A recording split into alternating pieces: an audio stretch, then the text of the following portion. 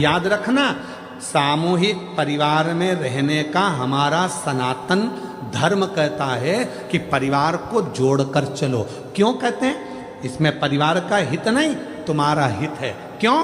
अगर परिवार में चाचा जी हैं, ताऊ जी हैं, ताई जी हैं, जितने परिवार के सदस्य हैं, सबके भाग्य की लक्ष्मी, अगर एक का भाग्य सही नहीं है तो दूसरे का भाग्य तो अच्छा होगा। दूसरे का भाग्य ठीक नहीं है तो किसी तीसरे का तो भाग्य अच्छा होगा। तीसरे का भाग्य भी ठीक नहीं है तो किसी चौथे का भाग्य तो अच्छा होगा। उसी तरह से जैसे किसी एक का भाग्य भी अगर अच्छा है तो घर में बरकत बनी रहती है। जब हम सोचते हैं कि मैं कमा रहा हूँ, मेरी पत्नी कमा रही है, मेरे 2 बच्चे हैं, मैं लेकर अलग हो जाऊं, अलग होकर देखना कि कितनी समस्याएं सामने खड़ी होती है। फिर कितने के भाग्य करे गया? 4 के भाग्य की लक्ष्मी रह गई। एक तेरे, एक तेरी पत्नी, एक तेरा बेटा, एक तेरी बेटी, बस इन्हीं के भाग्य का जितना आएगा आएगा। तो उस लक्ष्मी में कितना करोगे? एक फ्लैट, एक गाड़ी, एक मोबाइल, गैस की टंकी, बिजली का बिल, बस इतना मैनेज करते जाओगे। पर यदि सामूहिक परिवार में रहते 10 जगह के भाग्य की लक्ष्मी आती तो तुम्हें खर्च नहीं करना पड़ता। जो गैस की टंकी में, बिजली के बिल में और गाड़ी में लगा रहे हो वो तो तुम्हारा सेफ होते चले जाता। पर तुम समझे ही नहीं। तुमने तो सोचा मेरी पत्नी का भाग्य, तुमने सोचा मेरा भाग्य, तुमने सोचा मेरे बेटे का भाग्य, तुमने सोचा मेरी बेटी का भाग्य है। तुम उस परिवार से टूट गए, दूर चले गए, अपना सोचकर कि मैं करूंगा जो होगा, मेरे कहने पे चलो। यही नहीं हो सकता, ये हो नहीं सकता।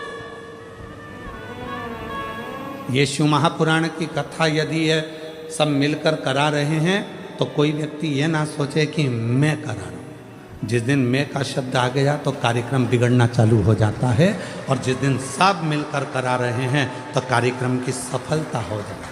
मैं नहीं, तुम सब हो, तुम सब। वो एक लाइन एक गीत की है, पुराने गीत की,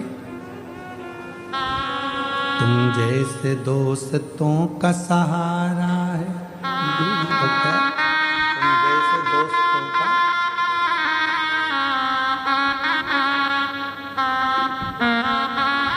तुम जैसे लोगों का सहारा है दोस्तों। वो सब सामूहिक है, सब एक है। और फिर निवेदन करूंगा, परिवार की एकता,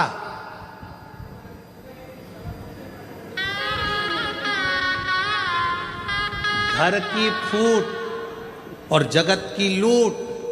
याद रखना, जब हमारे आपस में ही हम फूट डाल लेंगे तो दुनिया के लोग लूटना प्रारंभ कर देंगे। इसलिए घर की फूट, जगत की लूट, फूट मत डालो।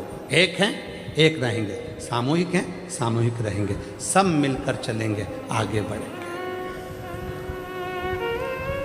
सब।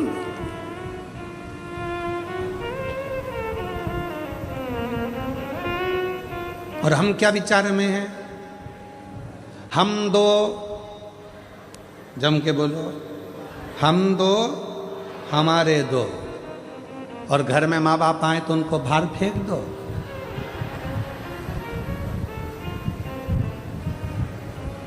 कोई तुम्हारे घर में आया तो उसको बाहर फेंक दो? नहीं, सब मेरे हैं। जितना बन सकता है सामूहिकता में रहने का प्रयास करो। बटोगे तो कटोगे, एकजुट होकर रहोगे तो जिंदगी के हर पहलू में, हर पहलू। कौन नहीं देता? पर जितनी मेरी जीजियां बैठी हैं, जितने मेरे जीजा बैठे हैं, जितनी मेरी बेटियां बैठी हैं, जितने मेरे बेटा बैठे हैं, जितने बुजुर्ग माँ बाप बैठे हैं, आज एक बात याद कर जाना, तुम किसी से आस लगाना छोड़ दो। आज से नियम ले लो कि मैं अगर आस लगाऊंगी तो मेरे भोले नाथ से लगाऊंगी, बाकी के किसी से नहीं लगाऊंगी। क्यों? हम जिससे आस लगाते हैं वो आस एक ना एक दिन टूटती जरूर।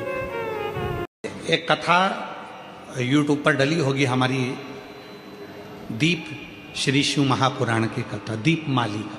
कभी मौका मिले तो उसको निकाल कर सुनना। उसमें वर्णन किया था, दीप एक दिया जो आप भगवान को लगा रहे हो, उस दिए को अगर सुबेरे भी आपने उसमें दिया लगाया, शाम को भी दिया लगाया, रात को उसको धोकर या मांझ कर रख दिया, या सुबेरे उसको धोकर मांझ कर फिर वापिस दिया लगाया, वही एक दीप तुम्हारे घर में रोज रोज रोज रोज प्रतिदिन अगर वो दीपक तुम्हारे भगवान के सामने जल रहा है, अब तुमने चाहे हनुमान चालीसा का पाठ करा हो, चाहे तुमने राम रक्षा स्तोत्र का पाठ करा हो, चाहे तुमने गिरिराज चालीसा करी हो, चाहे तुमने सर्वोत्तम जी का पाठ करा हो, चाहे तुमने शिव चालीसा करी हो, चाहे तुमने श्री शिवाय नमस्तुभ्यम बोला हो, चाहे गीता जी का पाठ करा हो, वो दिया जो तुमने भगवान के सामने रखा, उसमें बाती लगी है, जल रहा है, उसके सामने बैठकर आप सारी पाठ उसकी साक्षी में करते हो, तो वो दीपक भी सिद्ध हो जाता है। इसलिए हमने पहले भी कथा में कहा, जब घर का कोई व्यक्ति, उसका निमोनिया, उसका बुखार,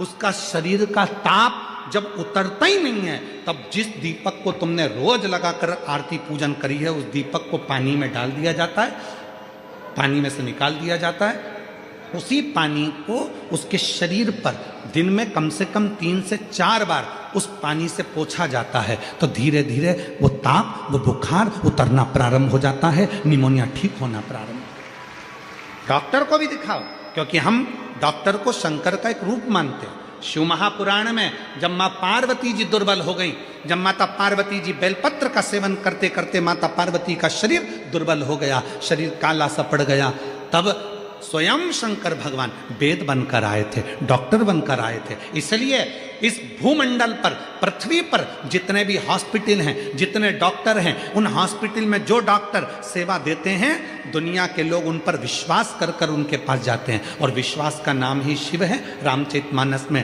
तुलसी बाबा ने कहा, शंकर विश्वास रूपिणो। इसलिए दुनिया में जितने भी डॉक्टर की कुर्सी पर बैठे हैं, जो इलाज कर रहे हैं, जो वेद हैं, जो डॉक्टर बनकर विराजमान हैं, शिव पुराण उनको डॉक्टर नहीं, उनको शिव कहती है। इसलिए डॉक्टर के पास जाते से हमारा आधा दुख तो वैसे ही समाप्त हो जाता।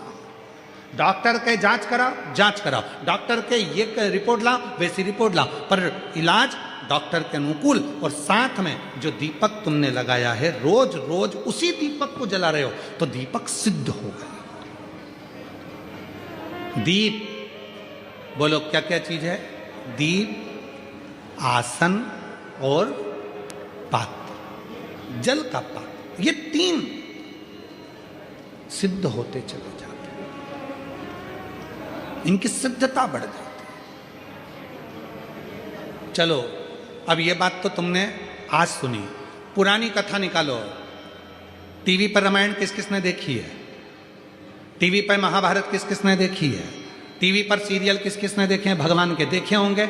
महाराज जी को क्रोध आता है, वो अपने कमंडल का जल निकाल कर तुरंत श्राप दे देते हैं। बोलो देखा कि नहीं देखा? जम के तो बोलो, देखा ना?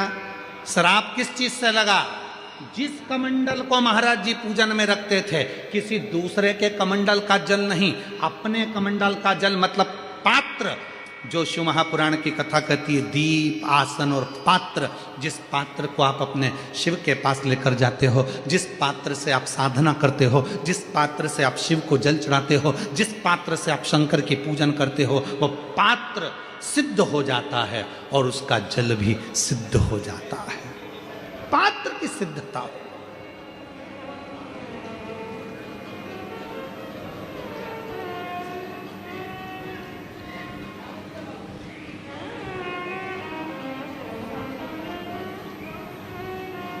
कहा साहब